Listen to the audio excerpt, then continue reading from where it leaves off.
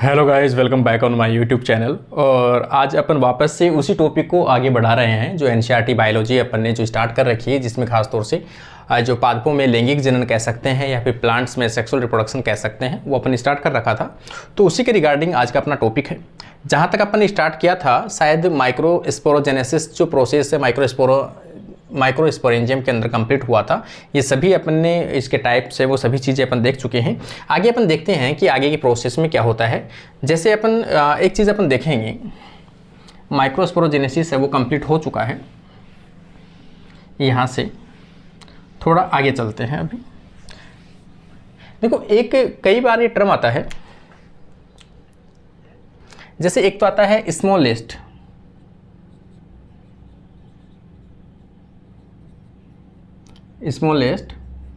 Pollen grain, कि सबसे छोटा जो पोलन ग्रेन है वो किस में पाया जाता है। तो ये मोस्टली मायोसोटिस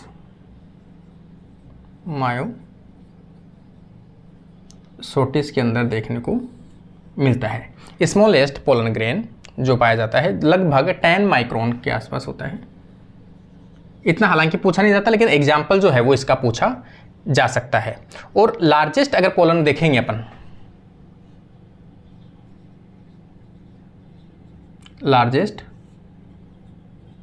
पोलन अगर अपन देखेंगे तो जो खास तौर से मिराबिलस जेलापा जो है उसके अंदर देखने को मिलता है। तो यहां पर ये किस में आ जाएगा, मिराबिलस जेलापा। यहां पर कह सकते हैं मिराबिलस,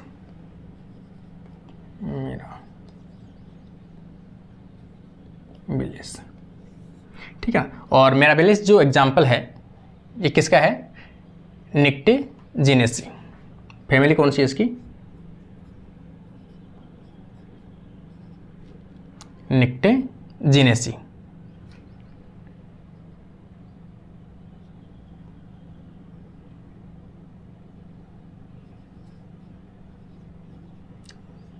निक्टेजिनेसी इस फैमिली का क्या है, ये सदस्य है। और इसमें लगभग जो है शायद 100 माइक्रोन या 250, हाँ 250 माइक्रोन की साइज का जो माइक्रोस्पोर है वो देखने को मिलता है, या पोलन ग्रेन है वो देखने को मिलता है। ये दोनों एग्जाम्पल है, वेरी इंपॉर्टेंट है आप दोनों सभी के लिए। तो इन दोनों को एग्जाम्पल को आपको क्या करना है, याद रख लेना है। मैंने एक टर्म बताया था, स्पोरोपोलेनिन।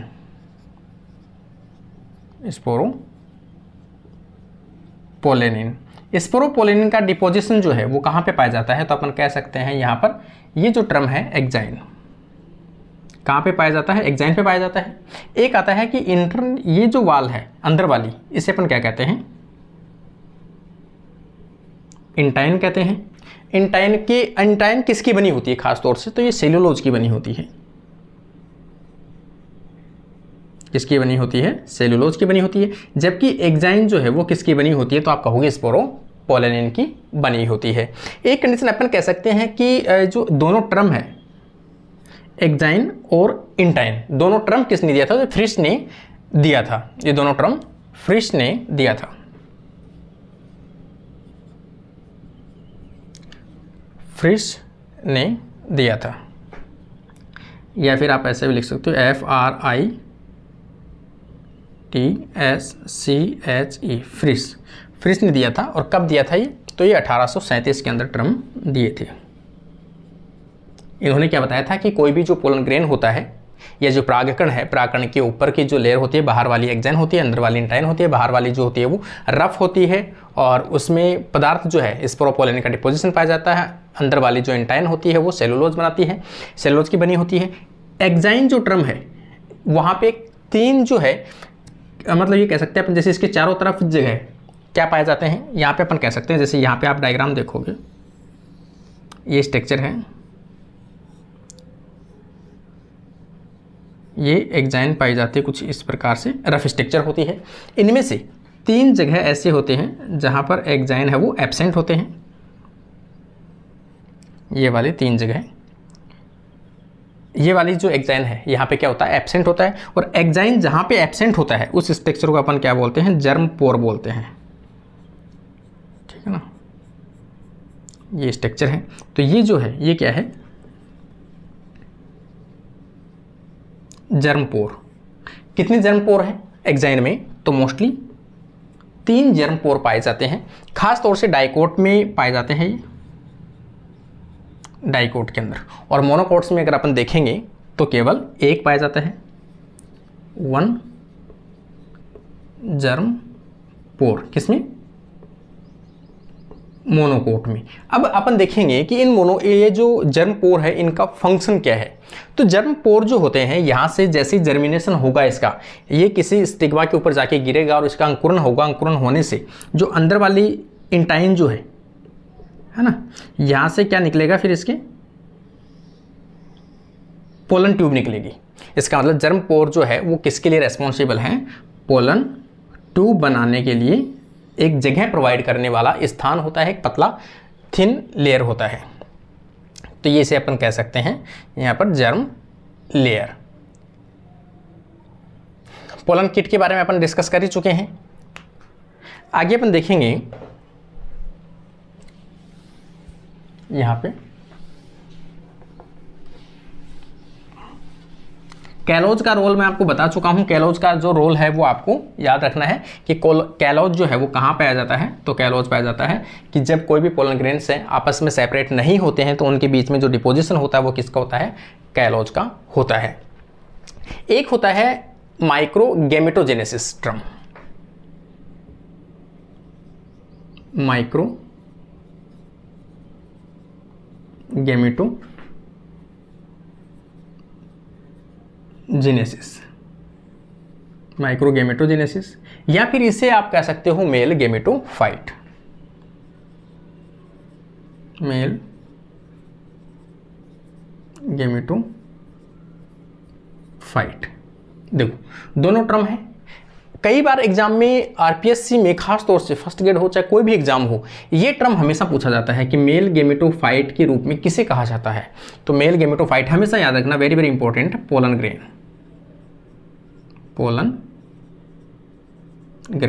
पोलन ग्रेन को ही क्या कहा जाता है? मेल गेमेटोफाइट कहा जाता है। इसके नाम से भी है कोई भी ऐसा पार्ट हो जिसमें गेमिट्स का निर्माण हो। जैसे मान लो गेमेटोफाइट है, गेमेटोफाइट का मतलब होता है गेमिट रखने वाला कोई भी हाउस या कोई भी जगह। तो यहाँ पर कैसा है? गेमेटोफाइट है। इसका मतलब मेल गेमिट का निर्माण होता है। और मेल गेमिट का निर्माण किस में होता है?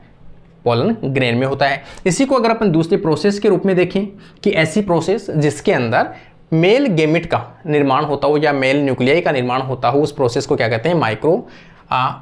माइक्रो गेमिट कह सकते हैं अपन, ठीक है ना। मेल गेमिट कह सकते हैं, माइक्रो गेमिट कह सकते हैं। तो माइक्रो गेमिट का निर्माण को अपन क्या कह सकते हैं? माइक्रो गेमेटोजेनेसिस कहते हैं। माइक्रो गेमेटोजेनेसिस होता किस में है? तो ये किस में होता है? पोलन ग्रेन में होता है। क्यों? गेमेटोफाइट के रूप में कौन है? पोलन ग्रेन है। तो पोलन ग्रेन के अंदर अब कौन सी प्रोसेस होगी उसे अपन बोलेंगे माइक्रो गेमेटोजेनेसिस। देखो आगे प्रोसेस,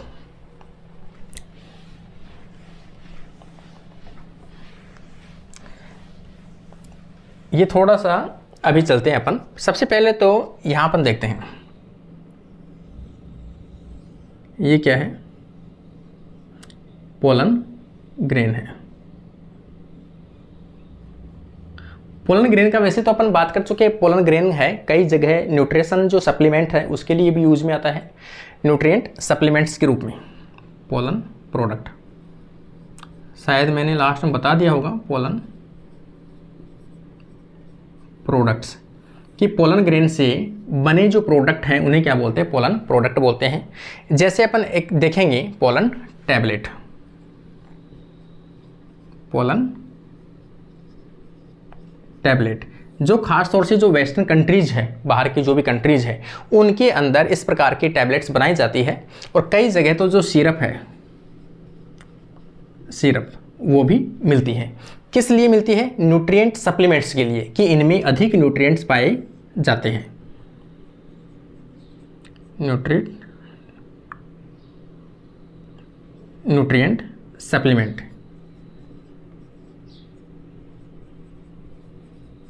न्यूट्रिएंट सप्लीमेंट्स के रूप में। और ख़ास तौर से दिया कैसे जाता है? तो जो भी खिलाड़ी होते हैं, एथलेटिक्स होते हैं, उनको एनर्जी के रूप में, for energy booster, energy booster के रूप में एथलेटिक्स को इनको दिया जाता है। अब अपन चलते हैं माइक्रोगैमेटोजेनेसिस। देखो एक चीज़ है, जो भी पोलन ग्रेन होता है, इस पोलन ग्रेन में 2 कोशिकाएं होती हैं, है ना। यहाँ पे अपन देखेंगे एक कोशिका ये है और एक कोशिका बड़ी वाली है। इसमें कितनी कोशिकाएं हैं? 2। तो पोलन ग्रेन जो भी होता है, जब वहाँ पर डिस्पर्जल होता है, परागकण होता है, परागकण जब निकलता है पराग कोश से या फिर एंथर से, उस टाइम में कितनी सेल होती है? उसमें मोस्टली 2 सेल होती है या 3 सेल होती है। तो यहाँ पर अपन देखेंगे ये बड़ी वाली जो सेल होती है उसे तो बोलते हैं वेजिटेटिव सेल। ये तो होती है लार्ज सेल। बड़ी सेल जो होती है लार्ज सेल, उसे वेजिटेटिव कहते हैं। उसके अंदर एक छोटी सेल पाई जाती है, किसमें? वेजिटेटिव सेल के अंदर पाई जाती है, फ्लोटिंग करते हुए, तैरते हुए कह सकते हो आप, पाई जाती है, उसे कहते हैं जनरेटिव सेल। जनरेटिव सेल ये कैसी होती है? स्मॉल। और इनकी शेप अगर अपन देखेंगे जनरेटिव सेल की, तो लेंटिकुलर। कैसी होती है? लेंटिकुलर। ये क्वेश्चन अभी असिस्टेंट प्रोफेसर का जो एग्जाम हुआ था बोटनी वाला, उसमें भी पूछा गया था कि जनरेटिव सेल की जो आकृति होती है वह कैसी होती है, तो लेंटिकुलर इसकी आकृति होती है। यहाँ पे अपन ये आपने देख ली, 2 प्रकार की कोशिकाएं हैं, वेजिटेटिव है और छोटी वाली है जनरेटिव है। अब इनमें से ये क्या करेंगे, जैसे मान लो कि यहाँ ये गई, पॉलिनेशन की प्रोसेस होती है, पॉलिनेशन की प्रोसेस होते हुए जैसे यहाँ से कहाँ पे जाएगा, ये अपना नीचे वाला जो पार्ट है, यहाँ पे अपन देखेंगे कि ये जो फीमेल का रिप्रोडक्टिव जो पार्ट है, जैसे अपन गाइनोशियम कहते हैं, तो गाइनोशियम का ये कौन सा है? स्टिग्मा। स्टिग्मा पार्ट के ऊपर आके रुकता है ये। तो यहाँ पर स्टिग्मा के ऊपर कुछ रिसेप्टर्स पाए जाते हैं और उस ऊपर की तरफ यहाँ पर कुछ लिक्विड पदार्थों का डिपोजिशन या स्टिकी पदार्थ पाए जाते हैं, जिनमें वाटर का सप्लीमेंट होता है। यहाँ पर देखेंगे इनके ऊपर आकर एंथर जो है वो रुकता है, ये कह सकते हैं, ठीक है। अब इनका क्या होगा? जर्मिनेशन होगा। तो या तो जर्मिनेशन के दौरान या जर्मिनेशन से पहले कौन सी प्रोसेस होगी? माइक्रोगैमेटोजेनेसिस होती है। माइक्रोगैमेटोजेनेसिस का मतलब होता है कि पहले से पोलन ग्रेन जो होता है वो कैसा होता है? हैप्लॉइड होता है। और हैप्लॉइड जब कोई चीज़ होती है तो उसमें केवल माइटोसिस डिवीजन का क्या है? पॉसिबल हो सकता है माइटोसिस होना। तो यहाँ ये क्या करेगा? अब डिवीजन करेगा, और डिवीजन करेगा तो क्या बना लेगा? 2 न्यूक्लियाई बना लेगा। दोनों न्यूक्लियाई किसमें है? वेजिटेटिव सेल के अंदर है। ये जो कौन सी प्रोसेस है? माइटोसिस से। और इन्हें क्या बोलते हैं? मेल न्यूक्लियाई बोलते हैं। मेल न्यूक्लियाई कितने होते हैं? 2 होते हैं। ये मेल न्यूक्लियाई इसके अंदर बन गए। तो यहाँ पे भी आप कह सकते हो कि यहाँ अभी जो कंडीशन है इसमें क्या होगा? जब ये सेल इसके ऊपर आती है, पोलन ग्रेन इसके ऊपर आता है, तो इस टाइम में कितनी सेल हो सकती है? 3 सेल हो सकती है। 1, 2 और 3 कोशिकाएं भी हो सकती है। ये दोनों मेल न्यूक्लियाई है और एक वेजिटेटिव है। यहाँ पे जब इसमें जर्मिनेशन होगा, नमी एब्जॉर्ब करेगा, तो नमी एब्जॉर्ब करने से कारण से इसमें क्या बनेगी? पोलन ट्यूब बनेगी। तो इसे अपन क्या कहेंगे? Pollen tube. ये पोलन ट्यूब बन गई। पोलन ट्यूब बनने से के बाद सबसे नीचे की तरफ अपन देखेंगे तो जो न्यूक्लियस चलेगा, ये कौन सा चलेगा? Vegetative cell nuclei. जो बड़ी सेल है, वेजिटेटिव सेल है, उसका न्यूक्लियाई सबसे आगे की तरफ चलेगा। कई बार पूछा जाए अगर आपसे कि जो पोलन ट्यूब का निर्माण होता है, ये पोलन ट्यूब, इसका निर्माण होता है किससे? वेजिटेटिव सेल से इसका निर्माण होता है, ठीक है। पीछे पीछे चलते हैं 2 मेल न्यूक्लियाई, 2 मेल न्यूक्लियाई। कितने हैं? 2 मेल न्यूक्लियाई आ गए। दोनों मेल न्यूक्लियाई पीछे पीछे हैं। अब एक कंडीशन ऐसी आती है कि फ्लावर जो है, जैसे मान लो कि पॉलिनेशन हुआ है और फ्लावर हो सकता है हवा के कारण से उल्टा तिरछा कैसे भी हो सकता है, तो उस कंडीशन में ये जो 2 मेल न्यूक्लियाई है ये वापस पीछे की तरफ रिवर्ट हो सकते हैं। इसलिए इस रिवर्ट को रोकने के लिए इनके पीछे पीछे जैसे आगे चलेंगे वैसे वैसे पीछे पीछे इनके पीछे प्लग बनते जाते हैं, बैरियर, है ना, ताकि ये पीछे ना चला जाए। तो ये जो प्लग है, ये प्लग बनते हैं। और ये जो प्लग है वो किसका बनता है? तो कैलोज का बनता है। ये कैलोज। कैलोज का दो टर्म है, एक तो मैंने वहाँ पे बताया है आपको, कहाँ पे बताया है कि जो एग्जाइन है, दो एग्जाइन आपस में जुड़ी हुई रहती है, पोलन परागकण आपस में जुड़े हुए रहते हैं, तो किसके कारण से जुड़े होते हैं? कैलोज के कारण से। और पीछे की तरफ जब दो मेल न्यूक्लियाई आगे की तरफ चलते हैं, पीछे पीछे जो प्लग बनता है पोलन ट्यूब के अंदर, वो भी किसके कारण से? तो उसमें प्लग बनते हैं वो कैलोज के बने होते हैं। एक चीज़ और अपन देखेंगे कि पोलन, कई बार एक क्वेश्चन आता है कि परागकण की जो पराग नलिका है उसका जब ग्रोथ होती है, यहाँ पे जो ग्रोथ हो रही है, तो कौन से आयन के कारण से इसको डायरेक्शन मिल रही है, ठीक है ना? तो डायरेक्शन या ग्रोथ या केमिकल अट्रैक्शन, किस डायरेक्शन में चलेगा, कौन सा आयन रेस्पॉन्सिबल है? तो उसके लिए आयन रेस्पॉन्सिबल होता है कैल्शियम। कौन सा आयन रेस्पॉन्सिबल होता है? कैल्शियम आयन रेस्पॉन्सिबल होता है। कई बार पूछा जाता है। एक चीज इसमें पूछा जाता है कि अगर आपको पोलन ग्रेन का जर्मिनेशन करना हो, लैब के अंदर जर्मिनेशन करना हो, तो उसके लिए फॉर इन विट्रो जर्मिनेशन, अगर आपको लैब में जर्मिनेशन करना हो तो उस कंडीशन में बोरोन खासतौर से यूज में लिया जाता है। बोरोन, और किस फॉर्मेट में यूज में लिया जाता है? तो बोरिक एसिड को यूज में लिया जाता है। ये क्वेश्चन भी कई बार आ चुका है, ठीक है ना? बोरिक एसिड को इसको ग्रोथ करने के लिए इन विट्रो कंडीशन में लेबोरेटरी के अंदर अगर आप इनका जर्मिनेशन करना चाहते हो तो बोरिक एसिड या बोरोन को यूज में लिया जाता है, जो पोलन ट्यूब को क्या करता है? इंडक्शन देता है। इसके साथ में सुक्रोज को यूज में लिया जाता है। तो ये कंडीशन कौन सी है? इसके माइक्रोगैमेटोजेनेसिस की जो प्रोसेस है वो इस प्रकार से कंप्लीटेड होती है। इसका मतलब यहां पे अपन देखेंगे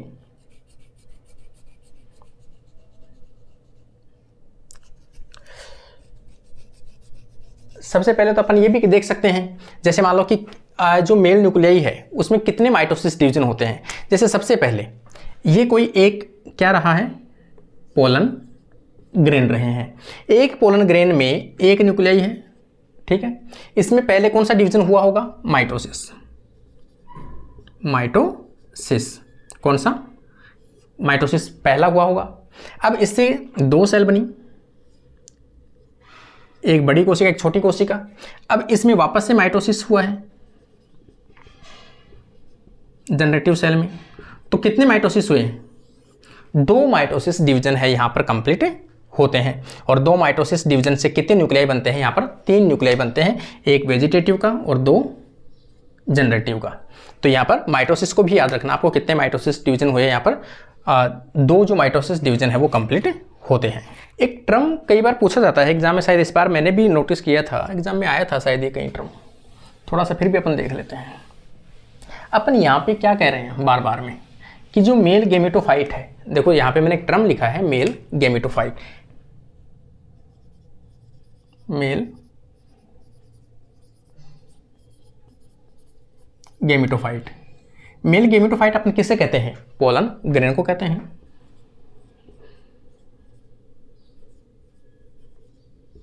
ये कह रहे हैं अपन। एक साइंटिस्ट हुए हैं जिनका नाम अपन कह सकते हैं मिम कह सकते हैं ना, निम कह सकते हैं ना, NEMEC, निम्स, ये अपन कह सकते हैं, ठीक है? निम्स ने 1898 इन्होंने ये देखा या इन्होंने रिपोर्ट भी किया है, इन्होंने बताया है कि जो पोलन ग्रेन है कभी कभी एम्ब्रियो सैक के रूप में काम करता है। एम्ब्रियो सैक के रूप में काम करता है। इसका मतलब अपन कह सकते हैं कि जो मेल गेमेटोफाइट है या जो पोलन ग्रेन है act as a female gametophyte. ये किसके रूप में काम करने लगता है? Female gametophyte. ये लाइन थोड़ी सी आपको याद रखनी है। इस फिनोमिनन को या इस कंडीशन को फीमेल गेमेटोफाइट की तरह काम करने लगता है और इस कंडीशन को क्या कहते हैं? नीमिक फिनोमिना कहते हैं। इस कंडीशन को इन साइंटिस्ट के नाम के आधार पर निमिक फिनोमिना कहते हैं। ये वेरी वेरी इंपॉर्टेंट टर्म है कि निमिक फिनोमिना के नाम से आप क्या समझते हो, कौन सा सेंटेंस सही है या फिर ये क्या है। तो आप कहोगे कि मेल गेमेटोफाइट या पोलन ग्रेन जो है वो act as a embryo sac या फिर फीमेल गेमेटोफाइट के रूप में वर्क करे, तो उसे अपन क्या कहते हैं, निम फिनोमिना कहते हैं। और ये ऑब्जर्वेशन इन्होंने जो किया था उसका एग्जाम्पल भी आप लोग लिख लो ताकि आपको थोड़ा सा आसानी रहे। तो ये एग्जाम्पल अगर अपन देखेंगे तो ये हाइसिंथस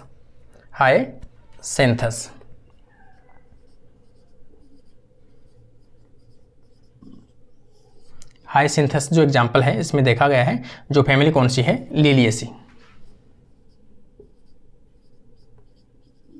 कौन सी फैमिली है, लिलिएसी का मेंबर है हाइसिंथस। इसके अंदर इस प्रकार का फिनोमिना है वो देखने को मिल सकता है। ये पूरा ही टॉपिक ये जो है कि जो निम्स फिनोमिना किसे कहते हैं, पहली चीज़ तो किस में एग्जाम्पल पाया जाता है, तो हाइसिंथस और लिलिएसी में पाया जाता है। और अपन कहते हैं निम्स फिनोमिना होता क्या है, तो अपन कह सकते हैं नेमिक जो है इसका मतलब होता है कि मेल रिप्रोडक्टिव जो सिस्टम है या मेल गेमेटोफाइट जो है पोलन ग्रेन वो किसके रूप में काम करे, एम्ब्रियो सैक के रूप में काम करे। और फीमेल गेमेटोफाइट के रूप में अगर काम करता है तो उसे अपन क्या कहते हैं, नेमिक फिनोमिना के नाम से जानते हैं। हाइसिनेंथस लिलिएसी फैमिली का मेंबर है, उसमें इस प्रकार का कैरेक्टर है वो देखने को मिलता है। तो ये जो पूरा पार्ट है वो किसका पार्ट था, मेल गेमेट का पार्ट था, एंड्रोशियम का पार्ट था फ्लावर का। तो आगे अपन जो सेकंड अगला चैप्टर अपन जो पढ़ेंगे उसमें अपना पार्ट आ जाएगा ओव्यूल, या फिर अपन कह सकते हैं गायनोशियम या जायांग कह सकते हैं, फीमेल वाला जो पार्ट है उसके बारे में अगले चैप्टर के अंदर डिस्कस या अगले वीडियो के अंदर अपन डिस्कस करेंगे। तो ये सभी चीज़ें आपको समझ में आ रही है नहीं समझ आ रही तो कमेंट्स जरूर करके जाइए आप लोग। तो आज के लिए अपनी क्लास यहीं कंप्लीट होती है। Thank you friends.